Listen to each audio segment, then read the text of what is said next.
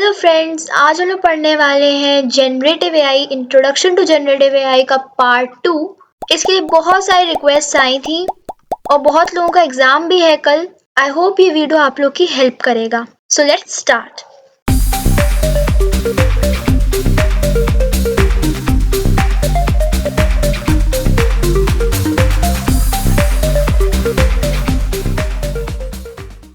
तो जो हमारा जनरेटिव एआई होता है और जो कन्वेंशनल एआई होता है उसमें डिफरेंस है।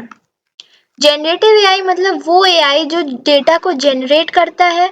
कन्वेंशनल एआई मतलब वो एआई जो नॉर्मल एआई के हम उसमें कह सकते हैं। इसको एग्जांपल से समझते हैं कि हमारा जनरेटिव एआई आर्ट के फील्ड में, म्यूजिक के फील्ड में, गेमिंग के फील्ड में, लिटरेचर के फील्ड में, डिजाइनिंग के फील्ड में काम मतलब यूजफुल रहता है।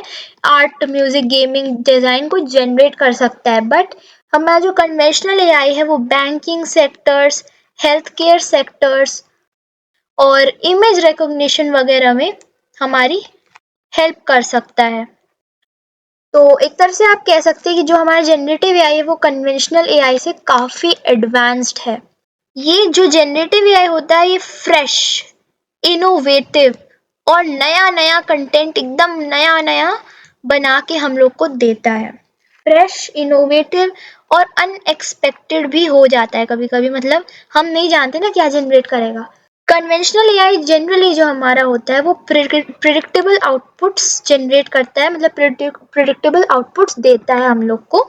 इसको ट्रेन करने के लिए जनरेटिव एआई को हमें लार्ज डेटा सेट की जरूरत पड़ती है, लेकिन कन्वेंशनल एआई को ट्रेन करने के लिए हमें स्मॉल डेटा सेट की जरूरत पड़ती है। मतलब जरा से इसका काम हो जाता है। और जनरेटिव एआई को ट्रेन करने के लिए हमारे पास कुछ मेथड्स होते हैं। उन्हें हम लोग कहते हैं GAN, VAE, RNN and auto regressive models. और जो हमारा कन्वेंशनल एआई होता है उसे ट्रेन करने के लिए हमें सिंपल एल्गोरिथम्स, SL का यानी कि सुपरवाइज लर्निंग, USL यानी कि अनसुपरवाइज लर्निंग और रीइंफोर्समेंट लर्निंग की ज़रूरत पड़ती है जस्ट टू ट्रेन। तो एक तरह से इस कन्वेंशनल एआई को कम ट्रेनिंग की ज़रूरत है, जनरेटिव एआई को ज़्यादा ट्रेनिंग की ज़रूरत है। और ज़्यादातर लोग अभी जनरेटिव एआई पे ज़्यादा फोकस कर रहे हैं because it is more helpful and more time saving, cost effective.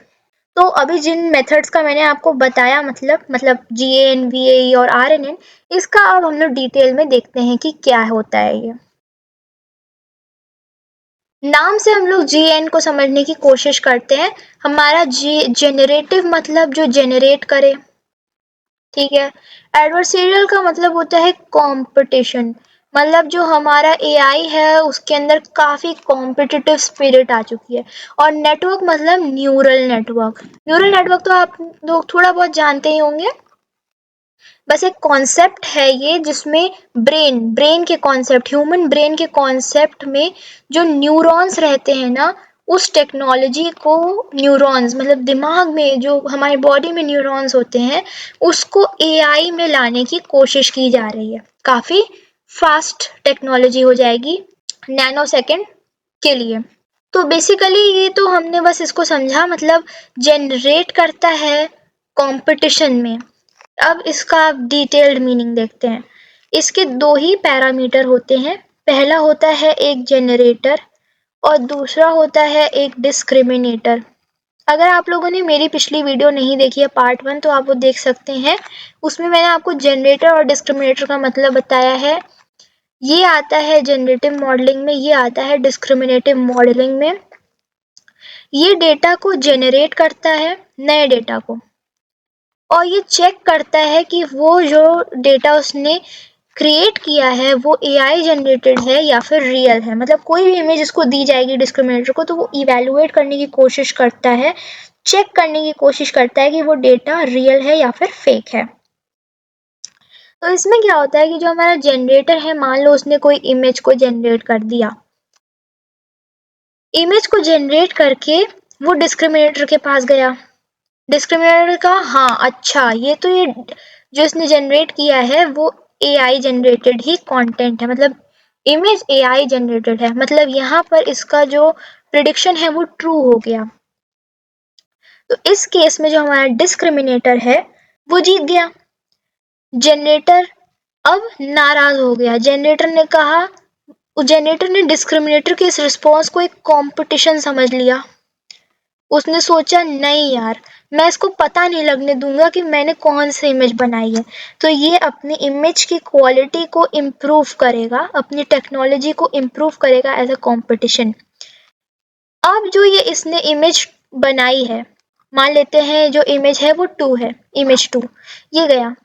Discriminator ने कहा नहीं ये तो रियल इमेज है। तो इस केस में हमारा डिस्क्रिमिनेटर फॉल्स हो गया, उसकी प्रिडिक्शन फॉल्स हो गई। तो इस केस में डिस्क्रिमिनेटर हार गया। तो अब कहता है कि डिस्क्रिमिनेटर ने कंपटीशन ले लिया। डिस्क्रिमिनेटर कहता है कि नहीं, मैं अपने आप को इतना इम्प्रूव कर लूंगा कि मुझे समझ में आ जाए कि कौन सी इमेज है, ये रियल है या फिर फेक है। तो इस तरह से दोनों जनरेटर और डिस्क्रिमिनेटर में इम्प्रूवमेंट आता है और बेसिकली जो हमारा पॉइंट है वो जनरेटर है, हम इसको इम्प्रूव करना चाहते हैं ताकि हमारी इमेजेस की क्वालिटी, डेटा की क्वालिटी इम्प्रूव हो। तो ये एक टेक्निक होती है, एक न्यूरल नेटवर्क होता है रिस्पॉन्सेस को सुधारने के लिए। नेक्स्ट होता है हम लोग का वेरिएशनल ऑटो एनकोडर।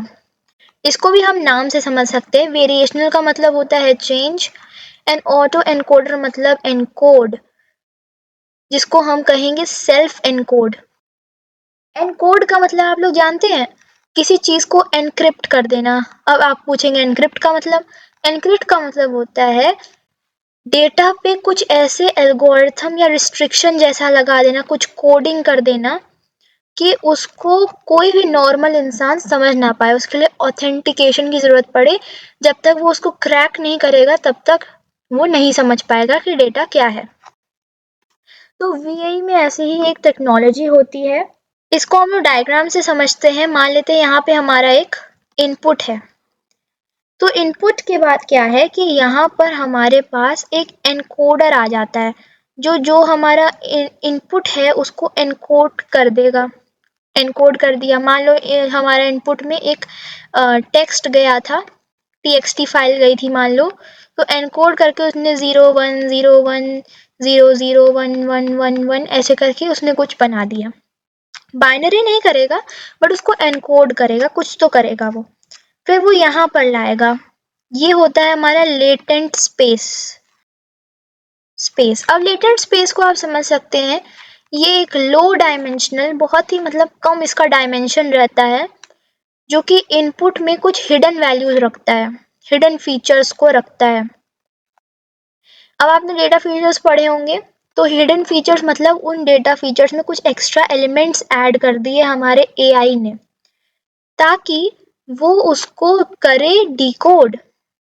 अब यहाँ पे एक डिकोडर है, उसने इस चीज को वापस से नॉर्मल डेटा में यानी कि टेक्स्ट में कन्वर्ट कर दिया, जो हमने इसको इनपुट दिया था उसमें, और फाइनली इसने हमें उसका आउटपुट दे दिया। तो जो काम किया हमारे एआई ने वो इस जगह पर किया। इस जगह पर उसने इनपुट के अंदर कुछ एक्स्ट्रा फीचर्स को ऐड कर दिया ताकि वो लेटेंट स्पेस के लॉस को फुलफिल कर दे। फिर वो डिकोडर में जाके डिकोड होके हमें हमें मिल गया। तो इसी तरीके को हम कहते हैं वीएई, मतलब न्यू डेटा को ऐसे जनरेट करना कि पहले उसको एनकोड करके लेटेंट स्पेस में भेजा जाए, वहाँ पे उसको फिर उस पर वर्क किया जाए, एआई वर्क करे, फिर उसे डिकोड करके वापस ओरिजिनल फॉर्म में हमें आउटपुट दे दे। इसमें आरएनएन के अंदर भी हम इसको नाम से समझ सकते हैं, रिकरेंट मतलब जो बार बार रिपीट कर रहा हो, और न्यूरल नेटवर्क तो आप जानते ही हैं। तो आरएनएन मतलब रिपीटिंग न्यूरल नेटवर्क। इसका क्या मतलब है? इसका मतलब होता है कि आरएनएन एक टाइप ऑफ न्यूरल नेटवर्क है जिसमें सीक्वेंशियल डेटा प्रोसेस होता है। सीक्वेंशियल डेटा कुछ भी, टेक्स्ट, म्यूजिक, मतलब कुछ भी जो सीक्वेंस में हो। इसका जो बेसिक फंक्शन होता है वो मैं आपको एक एग्जाम्पल के थ्रू समझाती हूँ। हमने एग्जाम्पल लिया है यहाँ पर चैट जीपीटी का। अब कुछ लोगों ने नोटिस किया होगा, मान लेते हैं ये हमारा इंटरफेस है, यहाँ पे आपका सर्च बार रहता है, मतलब यहाँ पे आप अपना प्रॉम्प्ट टाइप करते हैं और यहाँ पर वो आउटपुट देता है। कभी कभी आपने नोटिस किया होगा कि जब आप अपने बारे में उसको कुछ बताते हैं तो उसके रिस्पॉन्सेज में एक मस्त चीज लिख के आती है, उसको हम लोग कहते हैं मेमोरी अपडेटेड। इसका मतलब क्या है कि चैट जीपीटी ने आपके बारे में, आपने कोई उसको इन्फॉर्मेशन दी अपने बारे में और वो उसको हमेशा के लिए याद रखेगा। यहाँ पे आरएनएन का यूज किया गया है, मतलब ये इसका एक डायग्राम होता है, इसमें आपको समझ में आएगा। आरएनएन के लिए बस आप एक कीवर्ड याद रखिए, जब भी आरएनएन पे कोई क्वेश्चन आए तो बस आपको एक कीवर्ड को ध्यान में रखना है, and that is remembers previous input. ये एक वीआईपी पॉइंट है, मतलब वेरी इंपॉर्टेंट पॉइंट है कि आपका जो पुराना इनपुट रहता है वो उसको याद रखता है। जैसे कि आपने अपना नाम बताया उसको, तो वो नाम वो हमेशा के लिए याद रखेगा अपने फ्यूचर रिस्पॉन्सेज में भी। और इसमें एक ऐसे चेन जैसा बनता है डायग्राम के हिसाब से, यहाँ पे हमारा इनपुट रहता है, यहाँ पे हमारा आउटपुट रहता है, और ये एक हिडन लेयर रहती है just like the latent space. यहाँ पर हमारा एआई वर्क करता है, जो भी उसे करना रहता है वर्क, एंड चेन बनाता है, मतलब उस वो पुराने डेटा को अलग अलग जगहों पर फीड कर देता है और फिर उनके बेसिस पर हमारा नया आउटपुट क्रिएट होता है। फिर हमारे पास एक और टेक्नोलॉजी आई हुई है, that is the auto encoder. अभी हम लोगों ने पढ़ा था वीएई के बारे में, that is the variational auto encoder. तो ये जो वीएई है ये एडवांस्ड वर्जन है हम लोग का, ये इसी ऑटो एनकोडर में से निकला है। मतलब ये थोड़ा आउटडेटेड, थोड़ा पुराना मेथड है, इसका काम थोड़ा कम होता है वीएई से। वीएई जो होता है उसमें वी लग जाता है, यानी कि वो डेटा को चेंज कर देता है, एकदम न्यू, फ्रेश, इनोवेटिव, नया डेटा बनाता है। और हमारा ए जो है उसका जो, उसको हम जो इनपुट देते हैं और उस वो जो आउटपुट जनरेट करता है, इनके बीच में डिफरेंस काफ़ी कम रहता है। इसका बस इतना ही काम रहता है कि ये डेटा को कंप्रेस कर दे और उसे डीकंप्रेस कर दे, मतलब उसे कम कर दे हमारे कहने पर, या फिर उसे मतलब नॉर्मल कर दे, बढ़ा दे थोड़ा सा। उसका जो डेटा रहता है उसमें सिमिलर फीचर्स हमें देखने को मिलते हैं। ऑटो एनकोडर्स में जो इनपुट आउटपुट है दोनों में similar feature, similar pattern data का आपको देखने को मिलेगा, लेकिन वीएई में आपका इनपुट और आपका आउटपुट दोनों में काफ़ी डिफरेंस होगा, difference will be very much. तो ये कुछ बेसिक डिफरेंसेस होते हैं ऑटो एनकोडर और वीएई के अंदर। देन हमारे पास कुछ एग्जाम्पल्स आते हैं जनरेटिव एआई के। इसके लिए तो आपको बुक खोलने की भी ज़रूरत नहीं है, आपको ऑलरेडी पता है कितने सारे एग्जाम्पल्स, बट यहाँ पे डिस्कस करना ज़रूरी है। आर्ट, म्यूज़िक और लैंग्वेज के पैरामीटर पे हम लोग कुछ कॉमन एग्जाम्पल्स देखेंगे। आर्ट में हमारे पास आर्ट ब्रीडर आता है, ये कुछ एआई टूल्स के नाम है बस। आर्ट ब्रीडर, डाली, डाली के बारे में मैंने आपको अपनी पिछली वीडियो में पूरा इंटरफेस भी दिखाया है। ये टेक्स्ट टू इमेज कन्वर्जन के लिए ये जो टूल्स हैं ये यूज़फुल रहते हैं। म्यूज़िक के लिए हमारे पास मतलब AIVA और एम्पर म्यूज़िक करके भी हमारे पास कुछ टूल्स रहते हैं, ये म्यूज़िक जनरेट करते हैं। एक एआई सिंगर भी है जो अभी लेटेस्ट लॉन्च हुई है, उसके बारे में आप देख सकते हैं, वो गाना कंपोज करके उसे गा सकती है। देन हमारे पास है लैंग्वेज। लैंग्वेज में जो भी chat GPT, Gemini, runway ML, को पायलट, जो भी चीज़ें हैं सब इसी में भर दी जाएंगी। इसका मतलब ये है कि आर्टिकल्स को जो लिख सके, स्टोरीज को जो लिख सके, जो हमसे कन्वर्सेशन कर सके, वो वाले टूल्स। एक और हमारे पास एक बहुत बड़ा क्वेश्चन आता है जिसपे हमेशा लोग आर्ग्यू करते हैं कि जनरेटिव एआई बून है या फिर बेन है। बून का मतलब एडवांटेज, बेन का मतलब डिसएडवांटेज। क्या है ये? तो दोनों पैरामीटर पे हमारे पास कुछ पॉइंट्स रहते हैं। अगर बून है मतलब कि एडवांटेज है, बेनिफिट है सोसाइटी के लिए, तो उसके लिए कुछ पैरामीटर्स है। क्रिएटिविटी का मतलब हमारा एआई काफ़ी क्रिएटिव है, आर्टिस्टिक है, उसके पास न्यू आइडिया, न्यू कॉन्सेप्ट है, तो हमारे आर्टिस्टिक एक्सप्रेशन को एनहांस करना। एफिशिएंसी ऑब्वियसली हमारा जो टाइम सेव करता है, स्पीड अप कर देता है प्रोसेसेस को, नया कंटेंट जनरेट कर देता है इन सेकेंड्स, वो एफिशिएंसी है। पर्सनलाइजेशन मतलब आप अपनी डिमांड्स पे अपने हिसाब से उसको प्रॉम्प्ट देके कस्टमाइज कंटेंट को एंजॉय कर सकते हैं। देन आपके पास एक्सप्लोरेशन आता है, मतलब कंटेंट को आप जनरेट करने के लिए वेरियस मेथड्स को एक्सप्लोर कर सकते हैं। वो एक ही तरीके से नहीं जनरेट करता है, वो कई तरीकों से जनरेट कर सकता है। एक्सेसिबिलिटी मतलब बहुत सारे लोगों के लिए एक्सेसिबल है, मतलब अनस्किल्ड लोग जो मतलब आज तक उन्होंने इस तरीके का काम ही नहीं किया, टेक्स्ट टू इमेज बनाना, आर्टिस्टिक वर्क करना, वो भी उनके भी हाथों में इसका एक्सेस है, और इसी वजह से बहुत सारे लोगों की जॉब्स भी जा रही हैं। सो अनस्किल्ड लोगों के हाथ में है ये, तो वो कुछ भी मतलब जनरेट कर सकते हैं, क्रिएटिव हो सकते हैं। स्केलेबिलिटी यानी कि प्रोडक्शन लार्ज वॉल्यूम्स में हो सकता है, काफ़ी ज़्यादा डेटा आप जो है प्रोडक्शन उसका कर सकते हैं बहुत जल्दी और कॉस्ट इफेक्टिवली, मतलब आपको पैसे नहीं देने पड़ेंगे। फिर अगेन यहाँ पे कुछ टूल्स की बात की गई है। टूल्स वही हैं जो हमने ऊपर डिस्कस किए थे। आर्ट ब्रीडर जो नए इमेजेस को जनरेट कर सकता है टेक्स्ट का यूज़ करके। Chat GPT, runway ML, Gemini, को पायलट, परप्लेक्सिटी, ये सारे जो है ये हमारे कॉन्वर्सेशन के लिए, आर्टिकल स्टोरीज राइट करने के लिए, लैंग्वेज प्रोग्रामिंग कोड जनरेट करने के लिए, वीडियो इमेज टेक्स्ट कुछ भी जनरेट करने के लिए हेल्पफुल है। अब एआई में हमारे पास कुछ एथिकल कंसिडरेशंस आती हैं। अगर आपको एआई का यूज़ करना है तो आपको कुछ एथिक्स का ध्यान रखना होगा।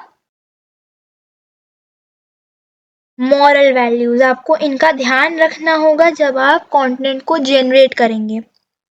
ओनरशिप मतलब आपको स्पेसिफाई करना होगा कि ये कंटेंट जो आपने अपलोड किया है कहीं भी किसी भी सोशल मीडिया पे, वो आपने जनरेट किया है, एआई ने जनरेट किया है, एआई के किसी टूल ने जनरेट किया है, स्पेसिफाई करना ज़रूरी है। ह्यूमन एजेंसी मतलब कि ह्यूमंस का काम ह्यूमंस देखें, एआई अपना काम देखे, एआई ह्यूमन के काम में इंटरफेयर ना करे, ह्यूमंस की जगह को छीनने की कोशिश ना करे, ऐसा कुछ रहना चाहिए, आपका वो वायलेट नहीं करना चाहिए। बायस, बायस मतलब मैंने आपको बता भी रखा है अपनी पिछली वीडियोस में। एक कॉन्सेप्ट होता है एआई बायस करके। इसमें क्या होता है कि एआई को तो वैसे पूरी इन्फॉर्मेशन है नहीं, एआई हमारे सोसाइटी में तो है नहीं, तो जो एआई है उसके पास जो इन्फॉर्मेशन रहती है, कभी कभी एआई का नेचर बायस हो जाता है। बायस मतलब होता है फेवर करना किसी को, जैसे कि वो ये सोच सकता है कि जो मेन होते हैं वो वुमेन से सुपीरियर होते हैं, बट ऐसा कहीं कुछ नहीं होता है। Men are equal to women in almost every parameter, मतलब आप किसी को जज नहीं कर सकते उसके कास्ट, क्रीड, जेंडर या फिर किसी और चीज़ के बेसिस पर। तो एआई बायस ना हो, आपको इसका ध्यान रखना होगा। मिस इन्फॉर्मेशन, कभी कभी जो एआई होता है वो गलत इन्फॉर्मेशन प्रोवाइड करता है, तो आपको उस चीज़ को इंश्योर करना होगा कि वो गलत चीज़ जो इन्फॉर्मेशन दे रहा है वो आप यूज़ ना करें। एंड देन प्राइवेसी, किस कुछ लोग होते हैं जो एआई का गलत यूज़ करते हैं, एआई का मिस यूज़ करते हैं किसी और के पर्सनल या प्राइवेट डेटा को निकलवाने के लिए, बट वो एकदम रॉन्ग है, वैसा नहीं करना चाहिए। अब इसी के पैरेलल में हमारे पास एक और कॉन्सेप्ट आता है, if the ethics are not followed, अगर एथिक को फॉलो नहीं किया तो हमारी सोसाइटी पर एक पोटेंशियल नेगेटिव इम्पैक्ट पड़ेगा। किस तरीके से पड़ सकता है ये बताया गया है। ये कुछ तरीके हो सकते हैं सोसाइटी पे नेगेटिव इम्पैक्ट पड़ने के। मिस इन्फॉर्मेशन स्प्रेड, अगर आपने मिस इन्फॉर्मेशन को इवेलुएट नहीं किया या फिर जानबूझकर सोसाइटी में मिस इन्फॉर्मेशन फैलाई, तो ये एक नेगेटिव इम्पैक्ट कर सकता है। जॉब डिस्प्लेस कर सकता है, सबसे बड़ी चीज़। लोगों की जॉब्स, बहुत सारे लोगों की जॉब्स एआई के आने से चली गई हैं। लेकिन यस, एआई के आने की वजह से नई नई जॉब अपॉर्चुनिटीज पहले से ज़्यादा खुल गई हैं, बट वो उन लोगों के लिए हैं जो एआई से फेमिलियर हैं, इसलिए हम लोग एआई भी पढ़ ही रहे हैं। एंड देन हमारे पास आता है प्राइवेसी रिस्क। कुछ लोग हैं जो इतने ढीठ होते हैं कि वो एथिक्स को ना फॉलो करके किसी की भी प्राइवेसी के साथ छेड़छाड़ करके उसके पर्सनल डेटा को लीक कर सकते हैं, जो कि बिल्कुल गलत है। तो इससे सोसाइटी पे नेगेटिव इम्पैक्ट पड़ेगा। सिक्योरिटी थ्रेट्स हो सकते हैं, जो डीप फेक वगैरह होते हैं ना, बहुत सारे साइबर क्राइम, साइबर क्रिमिनल्स इस तरह के काम कर रहे हैं, डीप फेक बना रहे हैं। डीप फेक मतलब कोई भी सोसाइटी का मेंबर होगा, मतलब आपके फैमिली का भी कोई मेंबर हो सकता है जिसको आप जानते हैं, वो आपको वीडियो कॉल या ऑडियो कॉल कुछ कर सकता है और पैसे की डिमांड कर सकता है, बट एक्चुअल में वो जो जिसने कॉल की है वो एक्चुअल में एग्जिस्ट नहीं करता है। वो एक एआई जनरेटेड कंटेंट है जो आपको मिसलीड करने की कोशिश कर रहा है, उसके पीछे कोई साइबर क्रिमिनल बैठा है। तो किसी भी कॉल को आपको ऐसे ही नहीं उठा लेना है, कंफर्म करना है उस चीज को, डबल चेक करना है। देन एनवायरमेंटल इम्पैक्ट, रिसोर्सेज का ज़्यादा यूज़ होने की वजह से एनवायरनमेंट पे बुरा इम्पैक्ट पड़ सकता है। रिसोर्सेज में क्या आएगा, हमारा जो डिवाइस है ना, जो हमारा इंटरनेट कनेक्शन है, और एक अकाउंट भी हमारा गूगल अकाउंट होना चाहिए किसी भी चीज़ को एक्सेस करने के लिए, किसी जनरेटिव एआई को। तो ये रिसोर्सेज हैं। कुछ ऐसे रोबोट्स, मतलब टेक्नोलॉजीज है जो एनर्जी को हाईली कंजम्पशन करती हैं, तो वो एनवायरनमेंट पे बुरा असर डालेगा। एंड मॉरल कंसर्न्स, मतलब वी आर ऑलवेज वरिड कि लोग एथिक्स को नहीं फॉलो करेंगे तो क्या होगा। मतलब लोग एआई जनरेटेड कंटेंट को मैलिशियस यूज के लिए इनकॉर्पोरेट कर सकते हैं। मैलिशियस मतलब बुरे काम, गलत काम, इलीगल वर्क के लिए। सो एंड में हमारे पास आता है एक रिस्पॉन्सिबल यूज, एक रिस्पॉन्सिबल सिटीजन बनना एआई के लिए, रिस्पॉन्सिबल यूज ऑफ एआई। अब होता है एआई, यानी कि हमारा एक रिस्पॉन्सिबिलिटी बनती है सोसाइटी के अंदर कि हम एआई का एक रिस्पॉन्सिबल यूज कर सकें। ट्रांसपेरेंसी होनी चाहिए, वही सेम चीज कि आप ये स्पेसिफाई कर दें कि वो कंटेंट जो आपने अपलोड किया किसी भी सोशल मीडिया पर, वो आपने खुद का बनाया है या फिर वो ऑल्टर्ड कंटेंट है, एआई ने उसको सिंथेसाइज किया है। Then next is accountability. आपने कोई भी डेटा अपलोड किया है तो उसके लिए आपको अकाउंटेबल होना होगा, आपको रिस्पॉन्सिबल होना होगा कि yes this is my data. कभी भी उस पर कोई प्रॉब्लम आती है तो आपको उस बात से मुकरना नहीं है। देन रहता है एथिकल स्टैंडर्ड, मतलब कि आपको सारे एथिक्स को फॉलो करके एआई जनरेटेड कंटेंट को जनरेट करना है। यही सारे एथिक्स जो ऊपर मैंने डिस्कस किए हैं आपसे यहाँ पर, ये वाले। देन आते हैं हमारा डेटा प्राइवेसी। डेटा प्राइवेसी मतलब लोगों की प्राइवेसी को वॉयलेट नहीं करना है, सबकी प्राइवेट चीज़ों को प्राइवेट रखना है, सबकी प्राइवेसी को रिस्पेक्ट करना है। एआई से जनरेट करवाते समय कंटेंट, फेयरनेस रखनी है सोसाइटी में। अगर कोई बायस्ड कंटेंट है उसे आपको अपलोड नहीं करना है, बल्कि उसको अपोज करना है। Then sustainability, environment friendly AI gadgets बनाने हैं। एआई ऐसा बनाना है जो लेस पावर रिसोर्सेज का यूज करे, लो एनर्जी यूज करे, एनवायरमेंट फ्रेंडली हो, इको फ्रेंडली हो, इस तरीके से बनाना है। सो फ्रेंड्स, हम लोग का चैप्टर यहीं पे एंड होता है। आई होप आप लोग को बहुत मज़ा आया होगा, बहुत कुछ समझ में आया होगा। ये चैप्टर है बहुत ज़्यादा मज़ेदार, और क्योंकि ये हम जैसे लोगों के लिए है, that is the Gen Z people, we are the Gen Zs. So we'll meet in the next video. All the best for your exams. Thank you, friends.